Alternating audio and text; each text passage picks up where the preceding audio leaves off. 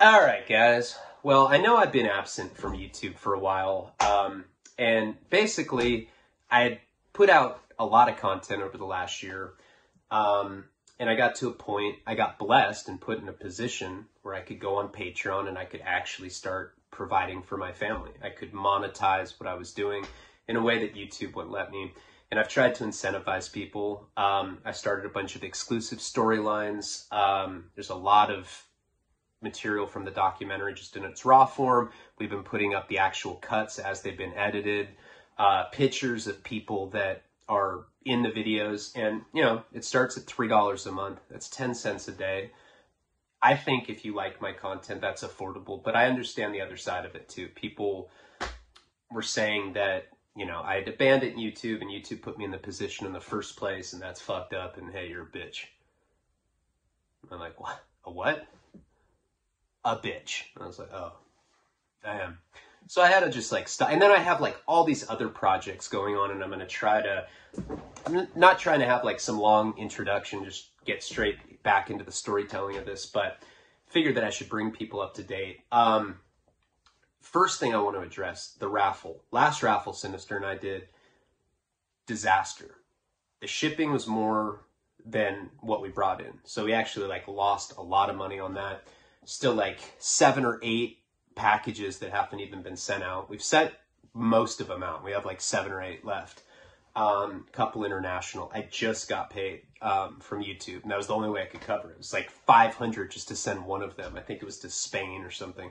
I don't know. Joe does the shipping for me, but it was super expensive. I don't think we're going to be able to do that ever again, and I do appreciate the people that contributed to it, but super people win with screen names, and then we have to verify, and then there's people that give us fake or claim prizes, but they didn't even win them. Bunch of scammers. I'm like, what? I thought the people that watch my shit are a bunch of solid dudes, but I guess not. Guess not. I guess there's people that are trying to get over on us, and that's whatever. So I don't think we'll ever do raffles again. I don't think we can. I mean, it's just not, just doesn't make sense to do it. YouTube takes 30% out of the AdSense, whatever. I sold a screenplay, I think, since the last time that we talked, and I've been writing scripts on the side. I found that I can write them relatively quickly, so I'm happy about that. Documentary has taken way longer than, I had anticipated or thought. I mean, I fired the original director over the summer, and then I took the reins, so I'm basically directing a film for the first time. And we've been putting up cuts as they come onto Patreon. Again, if you want to see this stuff, go on Patreon. Starts at $3. It goes up to $100. There's different privileges for each tiers, but there's a shit. If you have never been on Patreon and you go on it now, there's so much content on there. There's hundreds of videos on there. Bunch of pictures. There's a dick shot of me for $100. Just it's damn, that's where I'm at.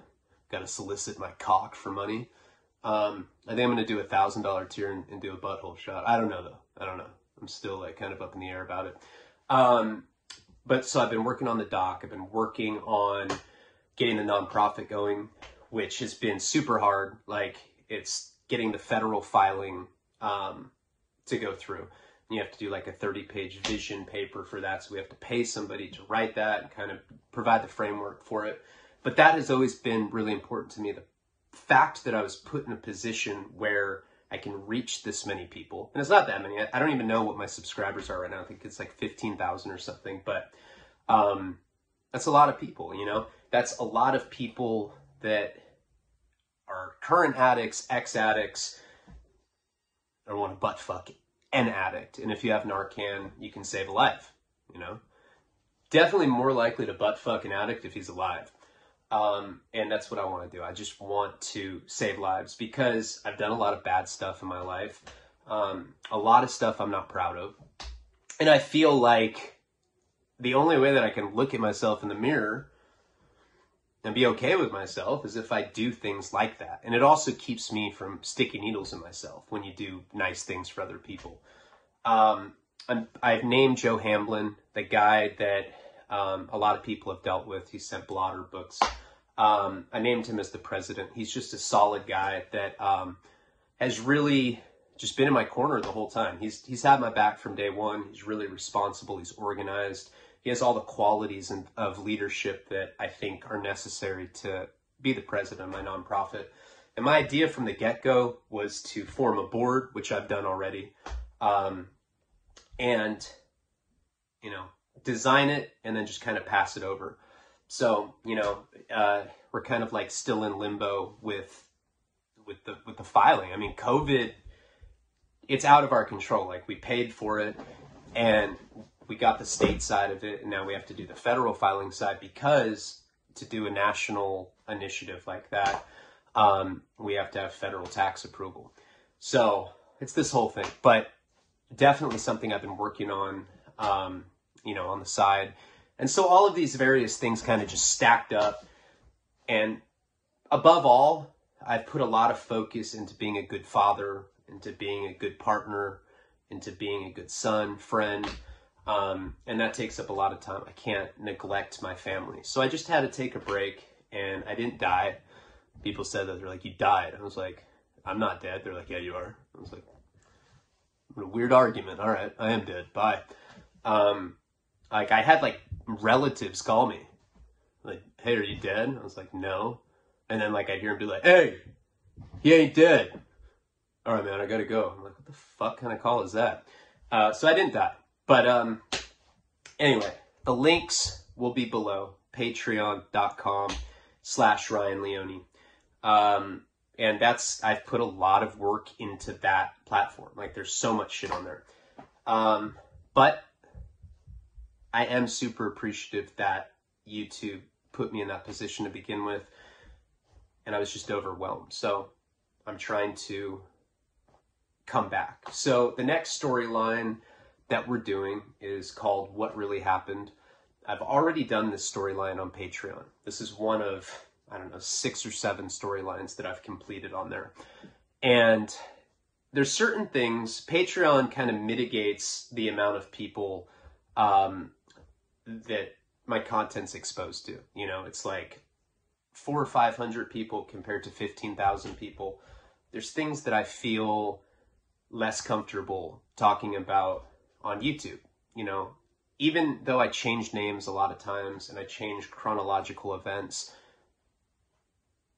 if it can get someone in trouble, I try to make it so that if I'm talking about illegal stuff, I change details. I don't make things up, but I shift things in a way where, you know, it protects the people that I'm talking about, because the stories that I tell are about real fucking people. And a lot of them are still out there doing weird stuff. Yeah, it's true.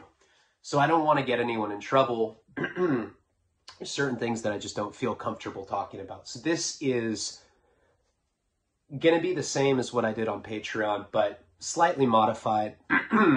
You know, I guess censored would be the way to describe it. But I want to come back and I want to be consistent, because I know that people like took it personally, like that I'd like oh, you're in it for the money. It's like, well, I'm not in it for the money per se. I'm more in it for providing for my family. I mean, you need money to do that. It's not like I'm living some lavish lifestyle. I think things are going to improve this year, because I just have been like going so hard on creative stuff. Just finished another screenplay and I'll be trying to sell it this month. Sold that other one I did. New books coming out, stuff like that. And we're waiting for the doc to be finished. And it's still not finished, but I don't know. We got like an hour cut, and it's a 2-hour film. So we're about halfway there. And then it has to be polished. I think in a perfect world, it'll be done around December 1st, you know, at least with like the rough draft. And I think maybe we can release it by Christmas. Maybe. I don't know. You know, I suck at committing to like arbitrary deadlines like that, because then I don't know. It just never happens that on the dates that I say they will, even though I have the best intentions to do. Remember how long it took for the first drug stories to come out? That shit, I'd be like, yeah, it's coming out next week.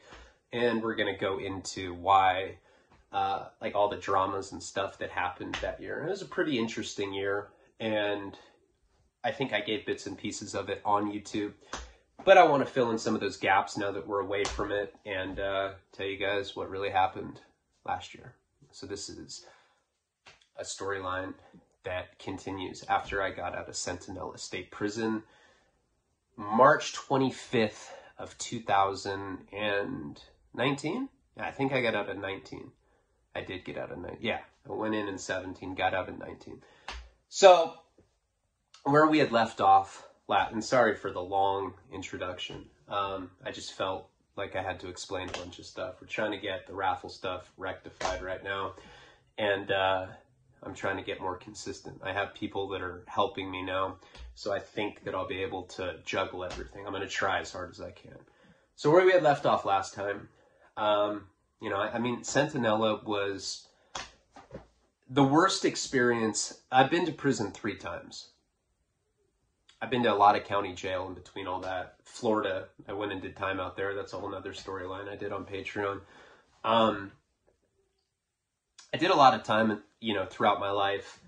I don't know if I was necessarily a criminal. I never really viewed myself as that. I mean, I wasn't like a violent person. I mean, the system made me more violent, but I was still a bitch. You know, I never was like some hardcore aggressive guy, and I was never a thief. I was never really into that. I mean, of course, I burned people in the early years of my addiction. But for the most part, I went to prison for either being a drug addict directly or still being involved with those people. The pimping and pandering thing, I think, was bullshit to begin with. That 3rd term at Sentinella, when they started mixing population with general population and SNY, protective custody, that shit scarred me. I mean, I was in multiple riots, and it freaked me out. I mean, I have PTSD. I go for walks with Jeff all the time when I'm in Santa Barbara, and anytime we walk by anyone, it's like a 4'9" paisa. He's like wearing a clown nose, the most like unthreatening looking person ever, and I'll literally like curl up in a ball. Oh, not that, but you know, I tense up. I get really like panicked that like we're gonna get attacked when we walk by people late at night. And I noticed that term affected me pretty badly. Leading up to getting out of that, it was pretty smooth sailing once I got to the 1 yard. You know, saved like a couple fights and stuff that went on. It was really just calm.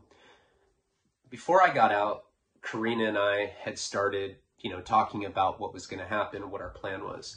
At that point, she was living with her parents in Santa Barbara, and the plan was to move in with my parents at their house. So it would be my parents, Karina, her son Nico, and myself.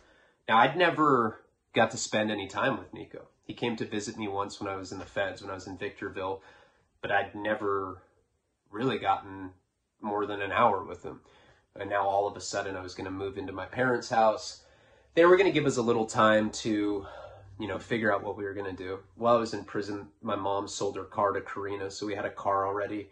But I didn't know what to do. I had like no prospects for a job or anything. And in my mind, I wanted to get out and finish the documentary. I thought about it, but, you know, truth be told, I was pretty much, I felt defeated with it. Like, I felt like I'd fucked that opportunity up and I wasn't going to get it back. So,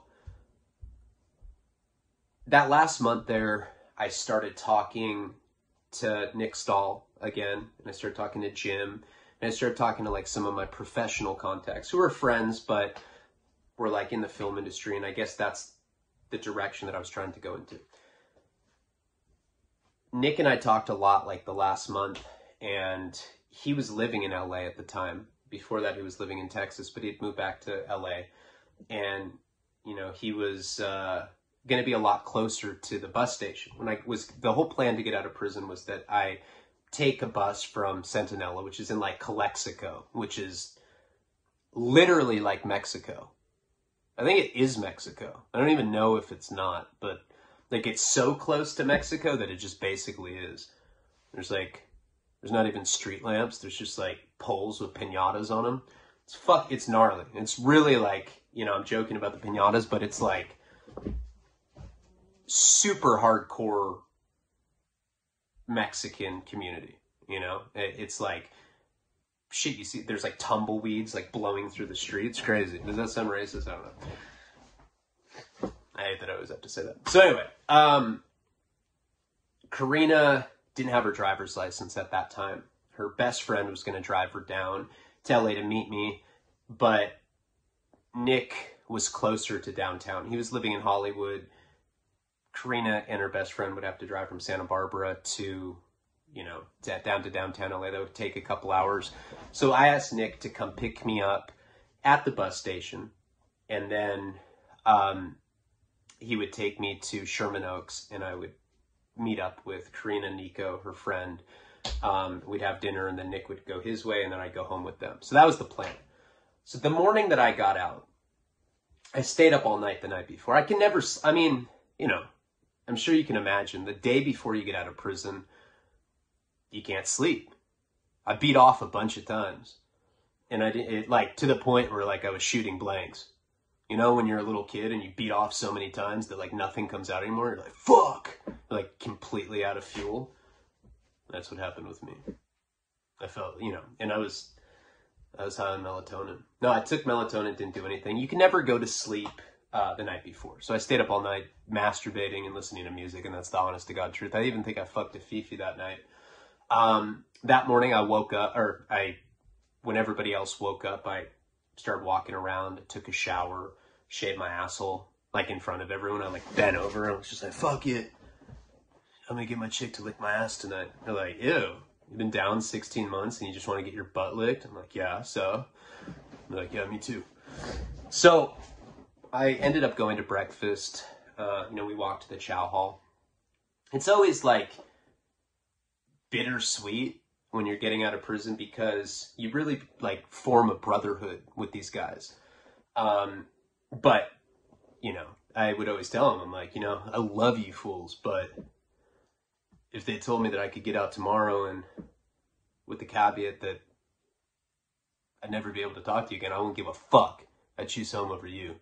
You mean nothing to me. We'd say stuff like that to each other. But you do, you know, you form little inside jokes with people and you get close with people. You're all going through like a very hard time together. So I went out to breakfast with them, talked, did our, you know, normal banter for the day you're getting out. Everyone kind of gives you a hard time. And then I went back to the unit and I went up, or the cop came up to me and he's like, hey man, Leone, you're not on the list. You're not going home. He said it with a straight face too, because he was like one of those COs that had like no sense of humor. And I was like, what? And I thought he was serious. I thought I had a warrant or something. I'm like, fuck. And then like, I just saw my group of friends kind of like standing by this pillar laughing. They put the cop up. I was like, guys are straight lame. They're like, oh, you thought you weren't leaving. And I really thought that I wasn't. But so that was like the most eventful thing that had happened that day. Anyway, the story gets a lot better. So finally they call me. So after that brief little like thinking that I might not be really getting out, they end up calling me to R&R, you know, receive and release. Receive and release, yeah. In the feds, it's R&D. Receive and discharge or something. I don't know.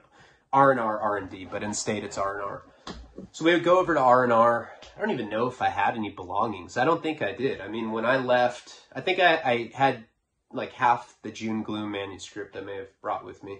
For the most part, I didn't really have anything. Maybe some mail. I'd sent a lot of stuff home. And you go there and they give you your dress out clothes. You know, your family can send them to you. Karina had sent me like some straight Guido thug outfit, like these like Adidas these Adidas like track pants with like the red little stripes on them and like some V-neck. And I was like all like I was working out a lot, but I was eating like top ramen. That's like the only nutrition I had. So I was like fat, but like stocky. So I just looked like some Guido thug. And then I like try to spike my hair just to like try to compensate, but I looked ridiculous, especially with like the Adidas. I look like a character out of Vice City. That's exactly what I look like. So we end up getting on the bus and they like take you in a van, this like little white van. They escort you from the prison to the bus station in Calexico. Calexico, for people that aren't from California, it's right on the border of Mexico, but it's next to Coachella Valley, which is where the best heroin in the world is. And that's where the music festival is. So, you know, that's pretty much like all it's known for, heroin and Coachella. So you can only imagine, like, the group of people there. It's just a bunch of guys vaping. Like, yeah, I lived here all year. Fuck it. So we end up getting escorted to the bus station, and they took me with two guys. Two of, like, the most random people that I could possibly be released with. This big, buff black guy. Kind of looked like Tupac, but he was, like, bigger than that. He was just some swole black guy. And then some Mexican kid that, like, his entire face was blasted, you know? He had, like, tic-tac-toe on his forehead and shit. I was like, Jesus. And then there was me. Now, I'm sitting in the van and I'm thinking that I just got out of a mixed yard. So, and these guys were coming from the 4-yard. People are, like, cutting people's heads off and, like, putting them on mop handles like in Natural Born Killers. I don't know if that's true, but I can only imagine. Considering how violent my experience was in state prison on, like, a 3-yard and below, I can only imagine what goes on those yards. I don't know. Maybe it's not like that. Maybe it's like some, like, sex right utopia. Like, you just open the unit door and everyone's just butt fucking with towels, like, wrapped around their waist or something. But these guys were typical, just both of them really rough, you know? It's like, hey guys, how you doing? And they're just like, hey, what's up, fool? You know, those kind of guys. And so I'm thinking, I'm like, damn, I just came from the 1-yard. No matter what I say, I'm no good. I'm PC'd up. I came from a mixed yard. Didn't even matter that it was a GP yard to begin with. Like, I'm no good. And I'm, like, trying to think of what to tell them, you know? But they didn't ask me. They didn't give a fuck. They were just trying to go home. So, whole time in the van, I'm kind of, like, thinking that in my mind. I'm more worried about these two guys than I am about going home. Because they look like the kind of guys that would literally hold me down at a bus stop somewhere in, like, some desolate town on the way to LA and butt fuck me. I don't know. They just look like that. I don't know if you can spot that in people, but I could with these guys. So, this van takes us to this bus station, and we end up getting a ticket, you know? They give you gate money, I think. I think they give you, like, a debit card with, like a prepaid debit card with $200, if I remember correctly. I don't know. But, you know, we end up getting on this Greyhound. Now, we all go to the back. And at first, it kind of reminded me of going to court, you know? At first, we just all sit back there together. We don't say anything, and then all of a sudden, one of us starts saying something, and then we all start talking. It felt good getting on that bus and being outside of prison. Like, once we got out of the van, once we got on the Greyhound, it was real. And the plan that day was, I had told Karina the night before, we talked on the phone, and that was, like, a really great call. I mean, I will hand it to her. She was super solid to me. She stayed by my side that whole term. She wrote me all the time, sent me pictures, sent me money. She was good to me, like, loyal to me. I don't even care what happened. I don't even give a fuck. Just the fact that she was there for me is all that matters. I'm not saying anything did, but even if something had, I don't even care. I wasn't even tripping on that. And for me, that was, like, a huge progression. Like, normally, well, I never had a girl ride a prison term out for me, but the old jealous me probably would have, like, brought her into a room and interrogated her with, like, jumper cables on her nipples or something. Like, let me see your Facebook Messenger, and, like, look through all her shit. But I didn't do that to her. I don't know. Different thing with her is that she was so there for me while I was in prison. She went to all my court dates pregnant. Took the bus sometimes and would, like, wait, like, 5 hours in the courtroom just to be able to see me for 5 or 10 minutes. She was such a rider that I just knew that she loved me, and I was secure with our relationship. So I talked to her the night before, and the plan was when I got on the bus, I was like, yeah, there'll be somebody with a cell phone, and I'll just use one. There was, like, nobody on that bus. We were the only people on that bus at that time. Like, there were a couple, like, heavy-set Native American women. They were, like, making macaroni necklaces or whatever, but they were, like, sitting in the front, and I was like, you know, I don't know what the bus ride was, like 5 hours or something. Eventually there's going to be somebody that comes on the bus that has a cell phone. And then the plan was, once I get to downtown LA, Nick was going to pick me up, take me to the Cheesecake Factory in Sherman Oaks. So I start talking with these guys. Like I said, like at first we're not talking, then we start talking, and they're telling me their story. This Mexican kid had just done, the guy that had tic-tac-toe on his forehead, I was not joking. You guys were like, yeah, he's trying to say some funny forehead tattoo. Tic-tac-toe is not even funny, but that's really what he had. Like, he had just, he's just like, I don't care, but I'm gonna fuck my life. It was like that kind of thing. And he started like, we started talking. He just did a youth authority life sentence in prison. So what that means is in California, we have youth authority. Pretty sure that they have that all over the country. Youth authority is youth prison. It's really hardcore. I haven't been to it, but I've talked to a number of people that have, and I may talk and joke about butt fucking, but it goes down tough when you're a kid in there. It's just like what you do. Hey man, what do you want to do? You want to play basketball? Nah. Me and my cellar are just going to butt fuck today. Like, seriously, it's normal in there. Because what it is a bunch of kids that misconstrue politics from adults. They see it in, like, movies. They're like, damn, we should rape each other. Fuck it. I don't even care, you know? And it's super violent because it's not the kind of structure that, like, an adult prison would have. In California, if you get a YA life sentence, so say you're, like, 15, you kill somebody. They give you a life sentence, but you're tried as a minor.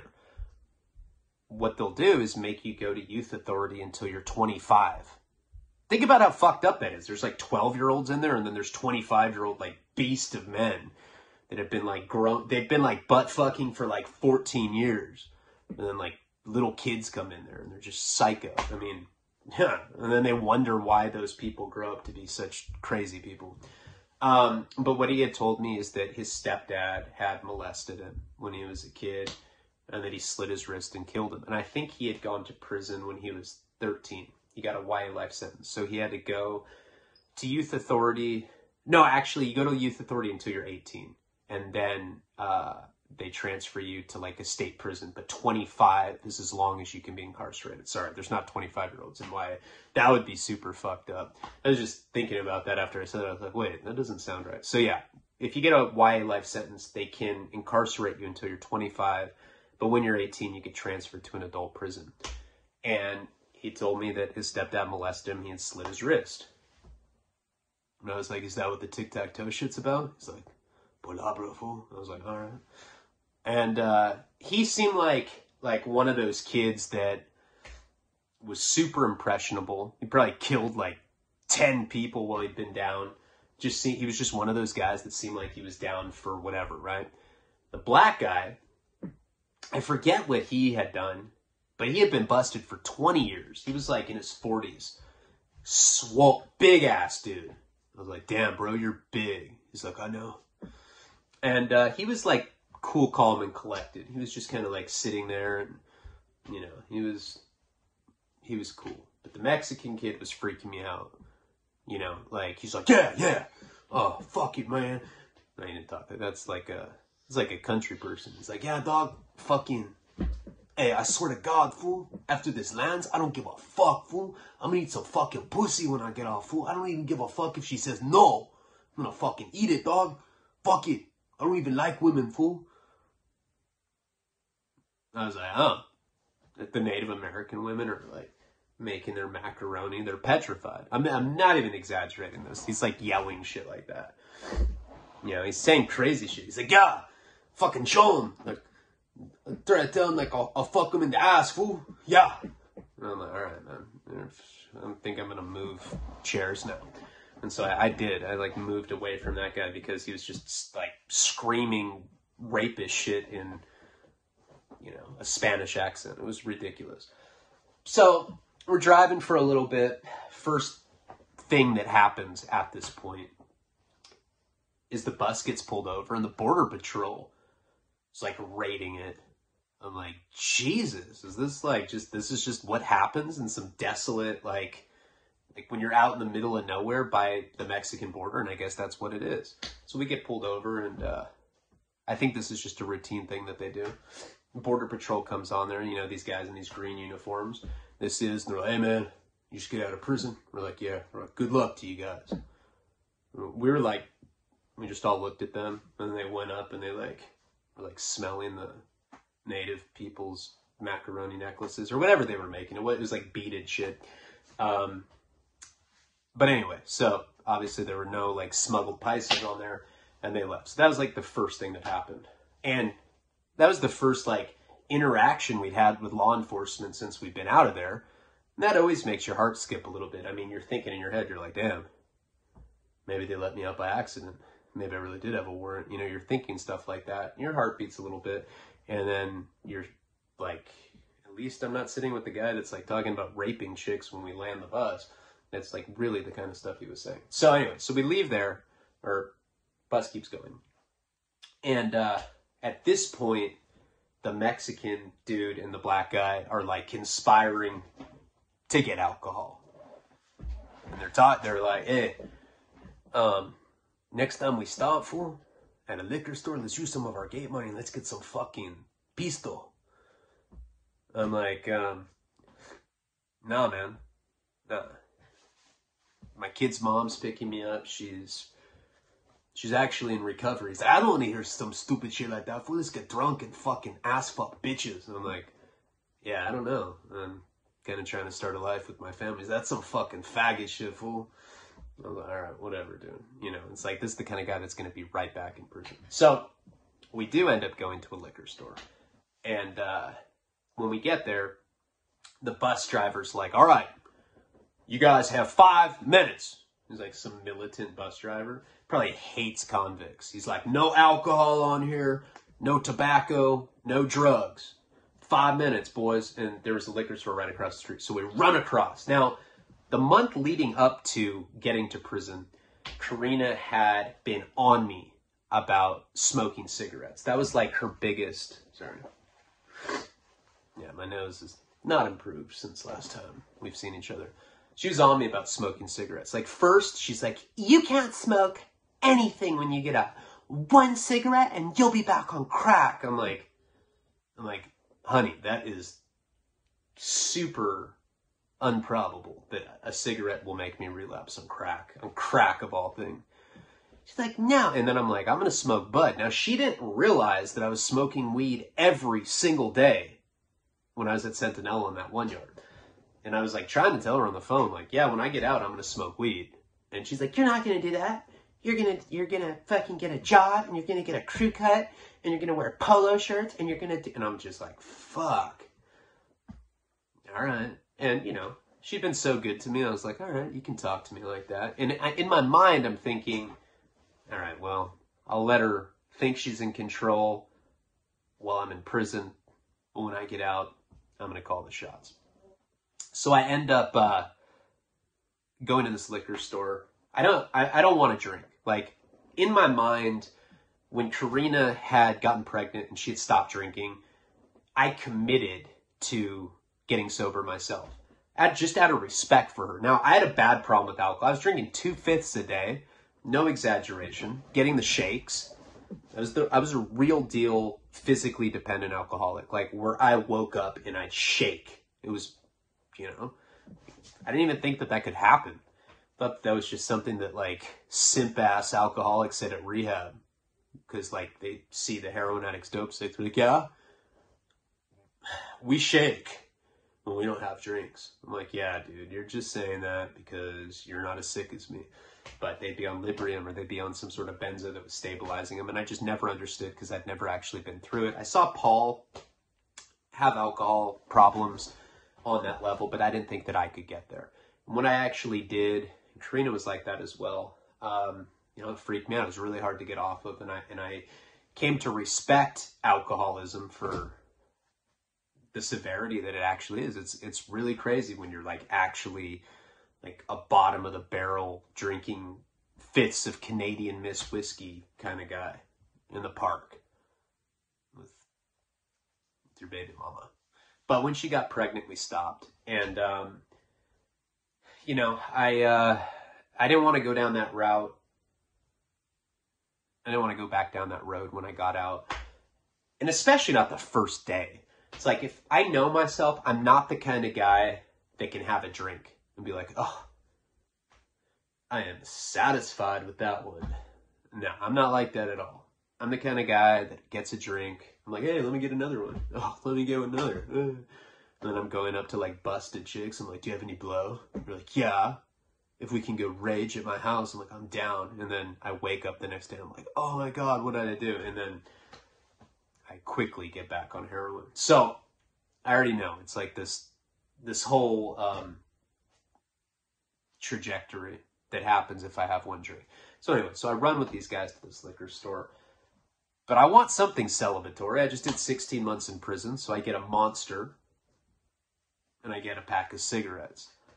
And I'm kind of like, damn, like, you know, I don't want Karina to smell cigarettes on me, because she was like really adamant about me not smoking. She was like, I'm not going to put up with that. So these guys got a bottle of, I think Captain Morgan, or Bacardi.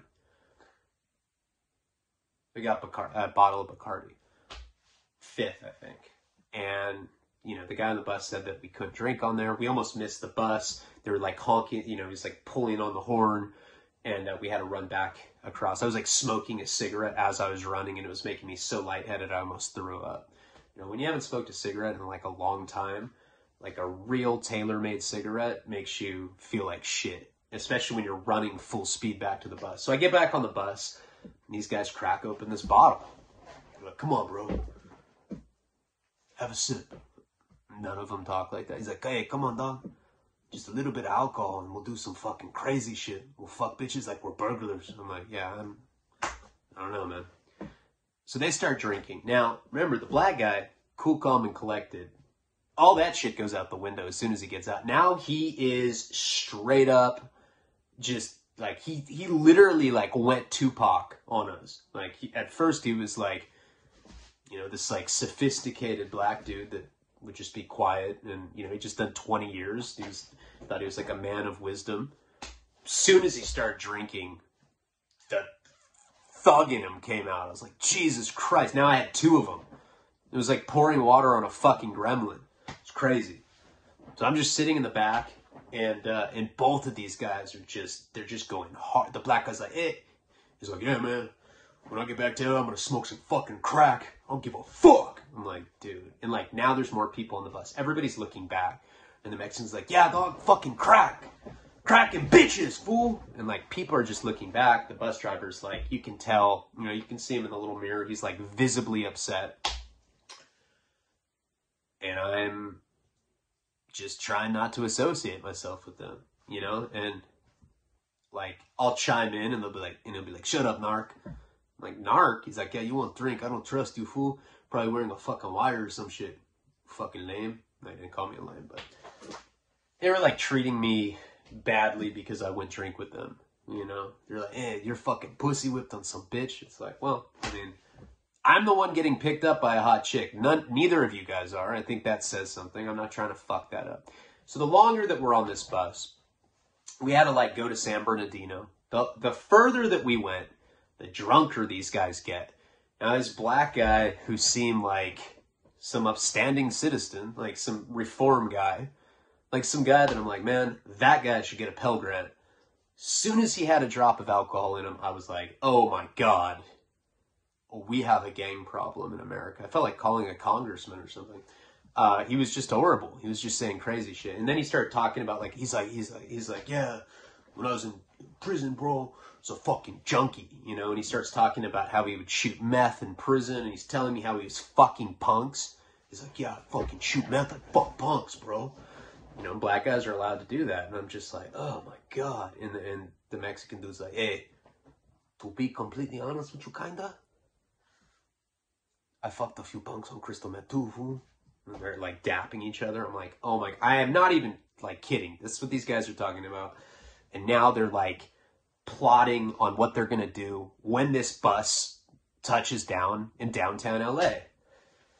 They're like, all right, we got this much gate money. They're like doing math. They're like, we got this much gate money. We need to get meth. We need to get black. We need to get the hotel. We need to get bitches to rape, fool.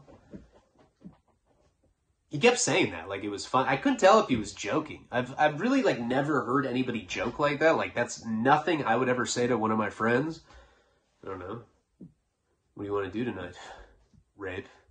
Like, you know, somebody would punch me in the fucking face if I said that. I would punch someone in the face if they said that.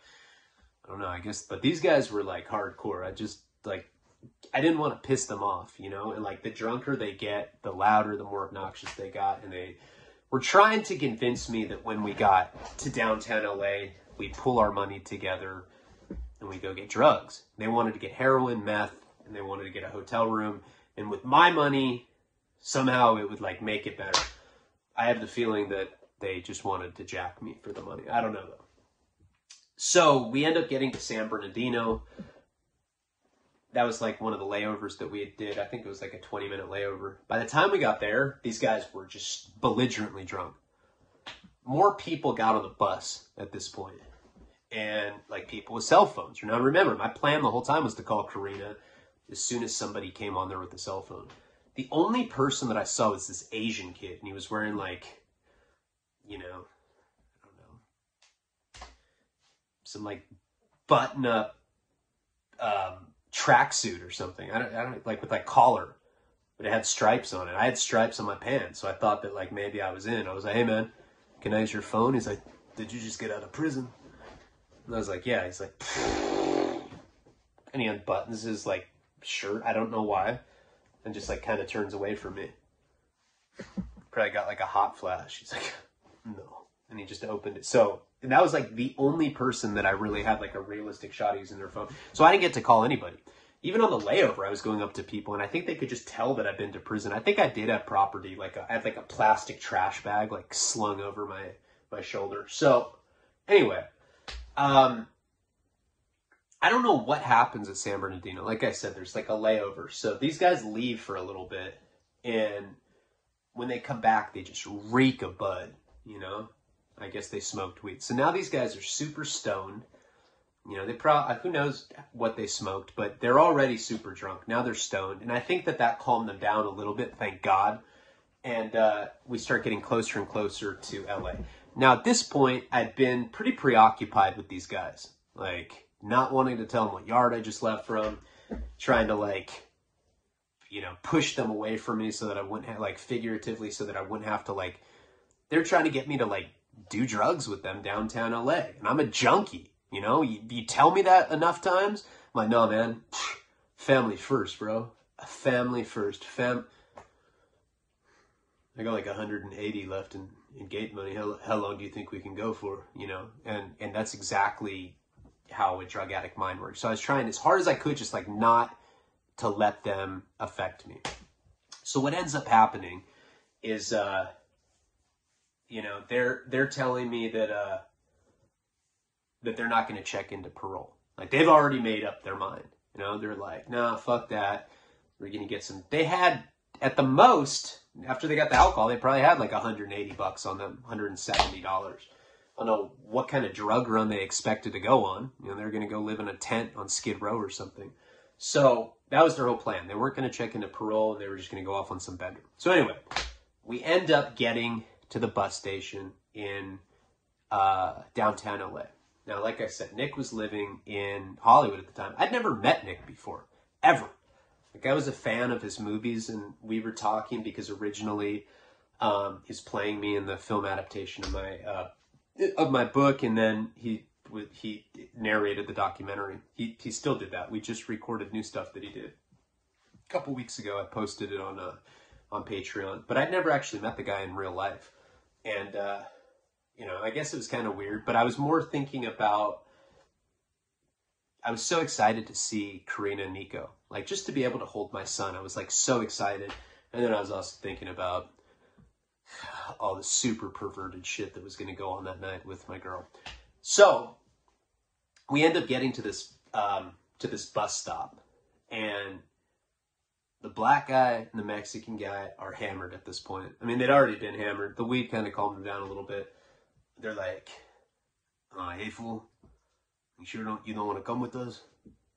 I bet we'll pull some badass bitches together, fool. Black, white, and Mexican? They'll think we're in a fucking rap group. I'm like, nah, I'm good. All right, though. Stay up. So they leave. All right, cool. I need to use a cell phone. right? So I did have a trash bag. I end up walking with my trash bag because first of all, I need to call Nick. I haven't talked to anybody. I thought in my mind that I'd be able to talk someone into letting me use their phone, and that never happened. So I go to this bench that's like outside of the bus stop, and I see this guy with like gauge earrings, young, probably like 22, covered in acne, like skater shoes and stuff. I was like, well, that guy's approachable. I was like, hey man, you think I can use your phone? I just got out of prison and I don't have a phone on me. Swear to God. He goes, I'm a gay prostitute. Just like completely not what I expected him to say. And I was like, all right. What does that mean? Can I use your phone? He's like, well, I'm sitting here and older dudes will come and they'll pick me up and I suck their dick. It's like, I write rhyming poetry about it too, man. You want to hear it? I'm like, I just want to use your phone, bro. Like, I don't care what you do. That's cool that you suck dick for money. Whatever. I'm not judging. I just want to use your phone. So he lets me use it. I'm like brushing it. I'm like rubbing it off with my shirt. I finally call Karina and she's pissed off that I haven't called her. She's like, are you with girls? I'm like, no. She's like, who are you with? I'm like, a gay hooker. She's like, that's not even funny. He's like, kind of just like winks at me. She's like, I haven't been able to get a hold of Nick. You haven't called all day. You know how much fucking worried we are about you? We're already at the Cheesecake Factory in Sherman Oaks. This was a stupid idea. We should have just come get you. Now Nick's not, he's MIA, blah, blah, blah. She's kind of like yelling at me. I think it was just an emotional day. It's always an emotional day when you get out of prison, Every time I've gotten out of prison, it's been emotional. And those emotions aren't always good emotions. It's a lot. Like, I look, I'll be the first to admit, I am not an easy person to live with, to get along with. Karina had like peace and tranquility for 16 months. And now like I'm back. And I'm like a high energy person. I don't shut the fuck up ever. Just imagine these videos just going on all day long. With nudity too sometimes. And I fart.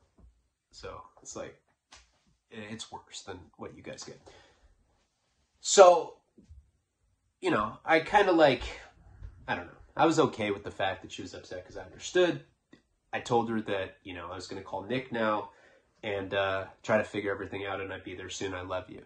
She calmed down. She's like, I love you too, honey. I can't wait to see you. I was like, all right, it's good so. So I get off the phone with her and I call Nick. I'm like, hey man, where are you? Picks up. And he's like, oh fuck, I'm running late. He's like, I'll probably be there in like 40 minutes. I'm like, fuck, 40 minutes. Whatever. So I just have to chill with this gay prostitute. But I sit back down and the guy like, he's like, I gotta go. And I look over and there's some fat white guy with glasses. He looked like Michael Moore. He's wearing some trucker hat. He's waving to me too. And I'm like, no man, I'm not like that. And I just see the gay prostitute get in his car. It was really sad. I was like, God, I feel bad for that guy. That sucks. And they just left. I saw the Michael Moore guy putting the hat on the dude. All right. So anyway, so I end up having to take a shit at this point. I think what happened is I was smoking cigarettes, right? And because I bought a pack.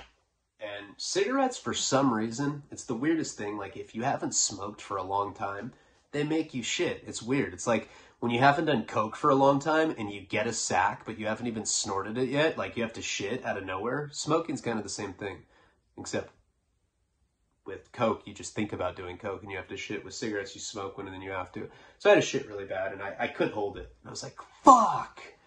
Been in prison 16 months. I'm not trying to go home to my chick with some, just with a freshly shitted butthole. I was really mad. I really did shave it that morning too. And so I end up going into the bus station and I go into the bathroom and I see the black guy and the Mexican guy. I'm like, oh my God, fuck. Now they had scored meth, and they're sitting they're in this bathroom in this bus station in downtown LA. And in the bathrooms, they have this There's like baby changing stations that like fold from the wall. They have them in women's bathroom. They have them in men's bathroom. It's like the plastic thing that comes down. They're crushing up meth and they're snorting it. They're like crushing up shards of crystal meth and they're snorting it. And alcohol had turned these guys evil. Crystal meth turned them into psychopaths. You could tell, like they had gotten that shit. I was only with the gay prostitute for 20 minutes or so. No, I was 10 minutes maybe. Like I was outside, I smoked a cigarette, I talked to her on the phone. It was not that long. Like they'd already scored. It doesn't surprise me because the bus station's in like a bad part of downtown LA. But they see me and they're like, and they're just completely different. You want a line, fool? I was like, no, I have to check into parole tomorrow. No, I don't. Oh, all right. What's up, fool? What are you doing in here, fool? You know how tweakers are. I'm like, I just got a shit. And they're all right. And I start getting paranoid. I'm like thinking, I don't know. I could just sense the aggression with these guys. These guys were aggro. I'm taking a shit. I'm sitting there and I'm just kind of like, have my hand on my chin, kind of thinking about the situation. I'm like, God, I got to get out of here. And they had asked me if I could get any rigs, any needles. I was like, well, I don't know. I befriended a gay prostitute outside. Maybe he has them. Yeah, like all like their sense of humor had completely gone away. So I like took a shit. Anyway, when I finished taking a shit, I go to wash my hands. Very like quickly, did a hasty job, and I'm washing my hands, and I'm just about to leave, and this kid walks in. Now they're snorting meth on the baby changing table thing. And they had asked me if I could get needles. And that was like my out, Like, yeah, I'll go ask this dude that I was just talking to. This kid walks in. He was probably 20. White kid. Dorky white kid. And the Mexicans all, hey, fool. Do you have anything, dog? To the white guy. And he's like, I just got weed, man. Shouldn't have said that. He's all, yeah, I need some weed, fool. Let me get a half-eighth off you. And you could tell that the white kid looked at me. I was the only other white guy in the bathroom. Probably looked at me, as an ally. I kind of like shot him a look like, I'm not gonna say anything one way or the other. I'm just washing my hands. I'm about to leave. Tell the guys, I'm like, all right, guys, because I already knew what was. I could see what was happening. It's like, all right, guys, I'm going to go and I'm going to get the rigs for you guys. I got you. Don't even trip. I'll buy them. I'll go right now. I'm walking out the room, at the bathroom, and they just start beating the fuck out of him. Like, I didn't see it start because I had already turned, but I knew that what was going to happen. He had opened his backpack. That's all I saw. He opened his backpack and I was like, yeah, I'm going to go get those rigs. And I started leaving and then I just turned, ba, ba, ba, ba, ba, ba, ba, ba, ba. And like, both of these guys, the black guy was super muscular. Mexican dude was overweight, but he, probably hit like Blanca or something. Just like sumo open hand hits that would just fuck you up because he's so obese. And there was blood all over the tile floors. I felt like I was back in prison. I was like, and I just kind of like looked back and I saw, because these were like, tiled floors, probably white, I think, if I can remember correctly. I don't know, a light color, maybe linoleum or something, and these like linoleum tiles. And I saw blood all over them. And I was like, and I just kept going, and I heard one of them be like, hey, fool. And I just walked right out of the bathroom. And we will get into this in the next installment of this video. I just wanted to get back on track with you guys and like get back into like a storytelling mood. I've had a long day today, but I still, I told some people on Instagram that I would be coming back within the next couple days, and we'll return to this storyline very soon. Try to get more consistent. I really needed that break. Again, there's a shitload of content that I've put up for the last 4 or 5 months. Stories that you guys have never heard, pictures, videos, clips from the documentary, all on Patreon. It's worth checking out, but I'll keep putting stuff on YouTube as well. And I certainly appreciate every single person that has been there for me, whether from the beginning or if you're a new subscriber. I appreciate every single one of you guys. Stay safe tomorrow. It's election day, and who knows what's going to happen. Big ol' fucking sex riot, fool. Some female fucking sex riot. Palabra.